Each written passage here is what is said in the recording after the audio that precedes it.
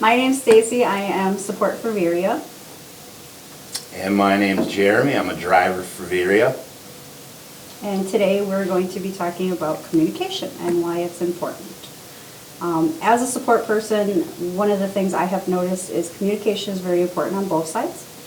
For instance, one of the biggest complaints I hear from drivers like yourself is finding empties. And a lot of that comes into if we have a driver that forgets to say he dropped an empty in a certain location, or he puts the wrong number of the empty trailer he drops, it's a little harder than for the next driver to find that wrong number trailer in the wrong location. So it's very important that we get that sent in right and that we communicate it properly and support the correct number in the correct location. And then I'm sure you have some examples of different things that have been miscommunicated on your side that would be. Well, yeah, as a driver, using your same example, I know the importance now of putting in the trailer numbers, especially for the empties. Example, if I show up somewhere and there is no empties and I send in a message and I get a message back from support that says check empty number so-and-so, and I go to the driver portal and see that empty's 2 hours away and moving, I know that a different driver didn't put in a trailer number, so you guys think that empty is still there, and that can be frustrating. On both sides, because we've spent the time to send a driver to a location where there probably isn't another empty, thus wasted his clock at his time, and also it doesn't do us any good profitability-wise to have him chasing around for an empty either. Yeah. So that's a very good point. Other communication issues is a lot of times I have drivers ask, well, when is it appropriate to call versus use mobile comm? Safety-wise, we always ask drivers not to use mobile comm while you're driving. We don't want you taking your attention away from the road at any time. So if you need to get a hold of us immediately about something that's currently ongoing, we always ask that you call using Bluetooth so that you're not distracted or using a handheld. Do you have some examples on when it might be useful to call versus mobile comm? The only one I can think of is if the message is going to be too long. We're only allowed so many lines in mobile comm, and it's not often that I call. From my experience, I always get a faster answer using mobile comm versus leaving a voicemail and waiting on a call back.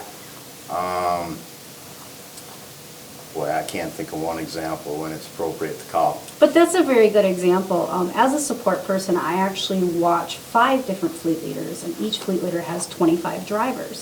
So that's about 125 drivers I watch personally, whereas your fleet leader only watches 25. So if you're leaving a voicemail, it's probably going to go to your fleet leader, who typically is in one-on-one driver meetings with a driver at their desk or trying to plan drivers that are sitting.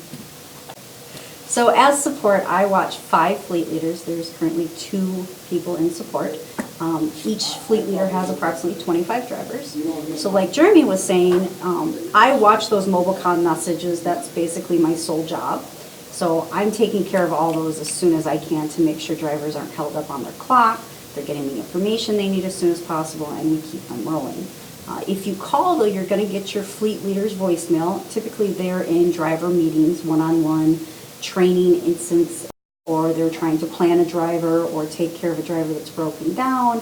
So it is a little quicker to send in your mobile comm, like you were saying, because there's somebody constantly watching that that's solely devoted to those messages. And then I think you had some good ideas too on mobile comm. Different ideas on when you would send a mobile comm versus call. For instance, I would definitely recommend that you call if you are driving and there's an emergency such as an accident in front of you and you can't stop to let us know, or you have a flat starting and you can't stop to send in a message. But if you can stop, Jeremy was saying that there is actually a form message that you could send in if you have a breakdown. Yes, the tractor breakdown. Yeah, Okay. It doesn't happen often to me, but about the most common thing is, say you blow a trailer tire on interstate. Of course, that's going to slow us up as a driver. So I send in a tractor breakdown right away, followed by ETA update. That way you see it on the mobile comm. You know I might be running behind on my load, and we can work from it to get that load there. So like you were saying, if you send in the mobile comm, it comes right to the support person. We see it right away. It also, for tractor breakdowns, or you were mentioning maintenance, also has a what we call macro, which is a form message, where you can send in that you're due for a PM service or something along those lines. Those messages automatically go to the shop, as well as us in support seeing them. And what I do with those messages as a support person when I see it is I send that off if it's a breakdown, like you were saying, to your customer service agent that's on that load, letting them know right away we had an incident that may hold up delivery. And then I ask the driver, like you were saying, to send in an ETA once you're up and rolling. Obviously, we don't know that ahead of time. And I'll update the customer service agent when I get that. I also send it to your fleet leader so they know right away regarding your next plant that we've run into an incident. And I also do, just to make sure the shop knows, send it to the shop along with your phone number so that they don't have to waste time trying to look up a contact number and they can get you help as soon as possible. I also try to let them know where you're at approximately so that they get the closest help to you. For maintenance, that's a very good point. Last week I had 2 drivers that were due for maintenance. One driver was scheduled to come to our Marinette facility to do his 10-hour reset. And once he got here, he let us know that he was due for maintenance. Unfortunately, because the shop was full and we didn't know that he was coming in ahead of time, he did end up sitting for over a day to get that maintenance done. Whereas another driver had let me know a couple days ahead of time. We had it scheduled. We had a loaner car available for him to use during that time so that he could go grocery shopping, check into a hotel if he wanted to, and things like that. He actually went to go visit some lighthouses and some other scenery around and just got out of the truck for a little while. His service was done within a couple hours because it had been scheduled ahead of time because he had sent in that macro message. So it's a huge difference if you send in the proper form messages. It not only saves us time, it also saves the driver time and pay because he's able to get back out on the road and get those miles again. So very good points on those. Usually what I would say is, if you are stopped or if you can wait till you're stopped to send in a message, whether it's asking about your next load or your trailer number on your next load or letting us know you're going to be late, perfect example. It's very important to send in your confirmations, your load confirmations. When you get the load information and you have a time to stop and do your trip planning, which I know you're very good at, figure out roughly when your ETA is going to be and send in an ETA update if you think you're going to be late based on the times that were already set on that load information you got. Those times, and I know you and I have recently talked about that, are set prior to a driver even being assigned the load. So let's say customer service got a call from Walmart 3 days ago and said, hey, I have this load that's going to Prairie. I'm going to set the date for this, and we say okay, and then we don't assign a driver to say 4 days later because we just didn't have a driver available. Well, obviously those load dates are going to be late already. Often drivers panic and think, well, how did they expect me to go back in time and do this? What they don't understand is a lot of customers we can reschedule, As long as it's not something that's our own fault, we can reschedule it. So if you send in your ETA right away when you get that load confirmation sent in, I can work on getting that rescheduled to a more reasonable time to keep you productive and moving. So that's also very important. Load confirmation, so we know you got the load. Put any comments in there about problems you see with it, whether it's late, or is this a dropper hooker live load, I'm not sure, or does this location have overnight parking? Those are all things in support that I can answer right away for you on MobileCom. So that's a great example of things MobileCom is used for. Yeah, absolutely. And to add to that, sometimes we'll get loads as drivers that we see we might be an hour late, but if we know that 6 hours prior and let you know so you can let customer service know, a lot of times when we show up to that appointment, they're not crabby with us for being an hour late. They've been forewarned. They know to expect it. And a lot of times they'll put you in a dock and unload you right away, which is great for a driver. Whereas if you don't send in that ETA update, don't tell them you're going to be late, sometimes you'll show up to a consignee and they'll tell you, well, you're late. We'll work you in when we can get to you. They weren't forewarned.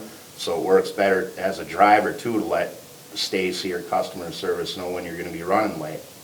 Yeah, that's a perfect example. I know detention pay, and I'm not overly familiar with it as I'm not a driver, But detention pay would be a pay that starts taking place, I think it's about an hour after your appointment time.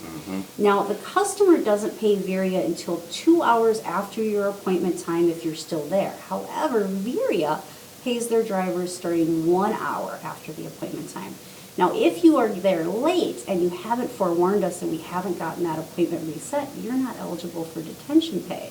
So it's very, very important that you communicate if you know right away you're going to be late, or if anything happens, such as Chicago traffic, weather-related breakdowns, so that we can keep them informed to make sure that you do have that detention pay option if it takes the customer longer than we expected to unload you, because your time is money, and if the tires aren't moving, you're not getting your mileage pay. So that's that little nice cushion to help you make sure that you get the full paycheck you were expecting. So very important to communicate those late notices. Absolutely. Yeah. I don't think I have anything else off the top of my head that I've ran into. The only other thing I can make sure to really state is it's very, very important to use Lowcom as much as you can, because like Jeremy was saying, the phone lines are tied up a lot. And if you need a quick answer and you can safely pull over and use your MobileCom, that's going to be your quickest way. You know, it's kind of annoying for some people, you know, and it's not that we don't want to talk to you on a one-on-one person basis. Drivers are very important to us and the fleet leaders, but sometimes we simply, with as many drivers as some of us watch and things that are going on, we just don't have the immediate response time when it comes to phone calls that we do on MobileCom. So we have more people watching those messages than the fleet leader's phone. So very important. Kyle, any questions for us? You've got 10 minutes to answer it. All right. You're ready whenever you want. So with freight going up and down and trucking being what trucking is, how are you always productive? How do you make consistent miles and do consistent work when you're out in the truck? Well, you're right. Freight does go up and down. That's just part of the industry. But I don't look at my production on a week-to-week basis. There's great weeks out there where everything goes smooth, your miles are up, and there are weeks when you don't always get those miles. So I take the good with the bad and don't look at trucking as a day-to-day thing. But if I look over the span of a month or 2 months, instead of having a bad attitude looking at 1 week and saying, oh, that week sucked and I didn't make miles, it kind of helps me in moving forward. But another thing, even if freight's down, I do trust you know, my fleet leaders, the company, that it will come back. And I mean, honestly, if you look at it over the course of a year and give it some time, you'll get your miles if you can get loads there on time, safely. Awesome. I've noticed from a support standpoint that communication really does help too with making sure you get those miles. If you communicate with your fleet leader via MobileCom or on the phone on when you think you're going to be available for your next load, so that they have that plan in motion for you already, how many hours you're going to have left, just communicate. That'll keep the wheels moving as long as we have a load. And if we know ahead of time and we don't have a load, we have what's called a load need board. I think you might have been on that once or twice, which means, let's say you're in Kalamazoo, Michigan, and there currently isn't a load coming out of Kalamazoo. If we know ahead of time what time you're going to be there, how many hours you're going to have, we ask customer service to start calling their customers in Kalamazoo to book a load exclusively for you to get out of that area. So again, that heads up gives us time to make sure to possibly find you a load if it's available, and sometimes they're still not. But there are pay plans in effect for those situations too that I'm sure we'll discuss later, such as layover, breakdown, and things like that. But another good point of communicating to make sure you do get whatever miles are available.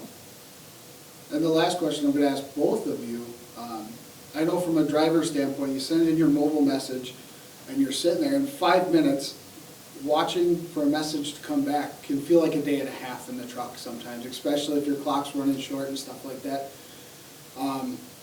What do you both do to avoid that feeling or that tension from a driver's standpoint? And is there anything that you do, Stacy, in the office to try to alleviate some of that from the drivers out there that are waiting for those messages to come back to you? Sure.